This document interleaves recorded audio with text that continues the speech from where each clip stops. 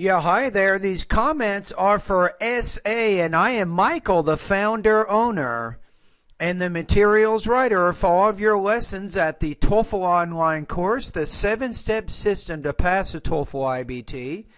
And you completed the pronunciation post-test in my course, and the purpose here is to give you some feedback as to how clearly or unclearly you're speaking American English, right? So you're going to read a paragraph and then answer 3 questions. They tend to send when two people are talking to each other.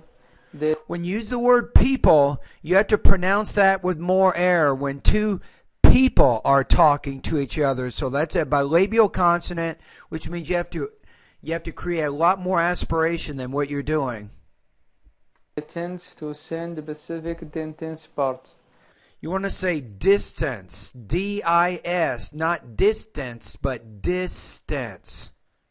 Which person has individual boundary?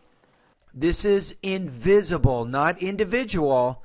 So each person has an invisible boundary Around his body into which other people might not come. If someone passes this boundary, he will feel comfortable and move away. He will feel uncomfortable. Let's go back. Will feel comfortable. He or she will feel, don't forget this word here. This is a prefix. It's very important because if you say comfortable, that's positive. If you say uncomfortable, it's negative. So you've completely changed the meaning of this word by not pronouncing that prefix. And move away to increase the distance between them. Again, the word is distance. You're not pronouncing that S in this word. The major expansion is family. The word is exception. The major exception. Family members and other loved ones. This personal distance is not due to body odor or bad breath, but because closeness, lens, you want to say closeness, sense of intimacy that is at thus with the relationship to other individual.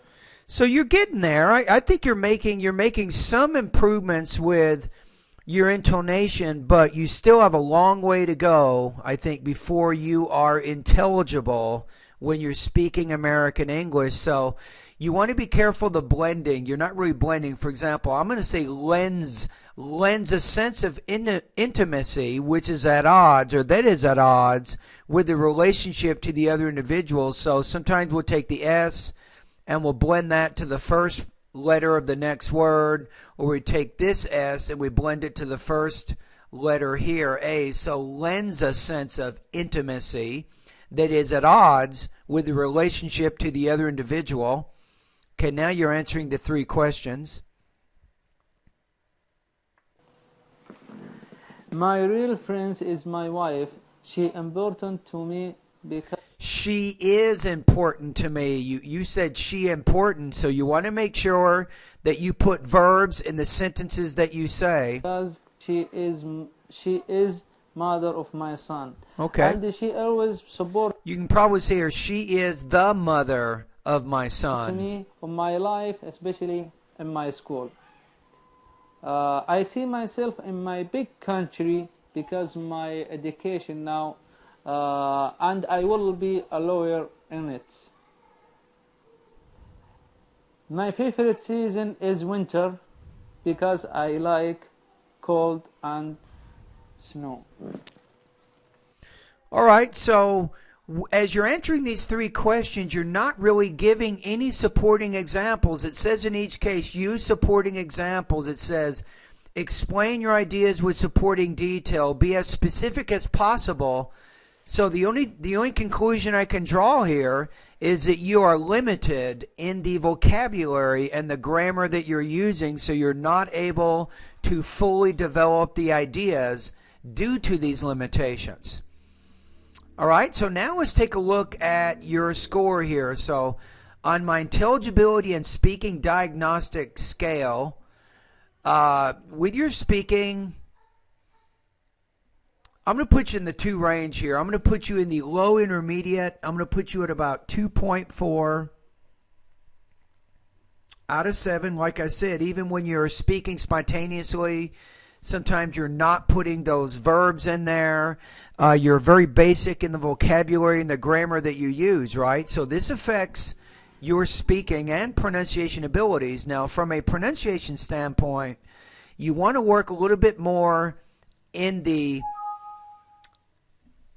part of my course, the pronunciation part of my course, focus on the lessons that center around sentence rhythm, intonation, and thought groups and blending.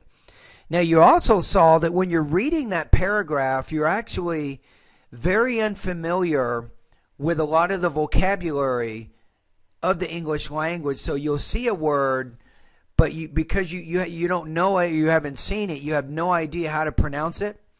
So I think you definitely need to improve your vocabulary. You'll notice, if you go to the vocabulary part of my course, specifically vocabulary lesson 3, lesson number 4, lesson number 5, and lesson number 6, you can actually download the pronunciation of all the words in those lessons, and you can practice listening to them, pronouncing them, you can study them, you can start making note cards to master those words, and that's going to have a really big impact on your academic English language proficiency, especially if you want to study in an American university, which I think you do.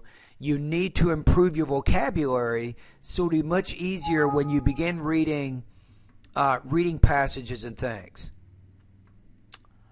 All right. Anyway, thank you very much for completing the post test. And one more thing. So you got a score of 2.0. So we want to convert that into a score for our class. So I'm in page 3 of your syllabus that I gave you this quarter.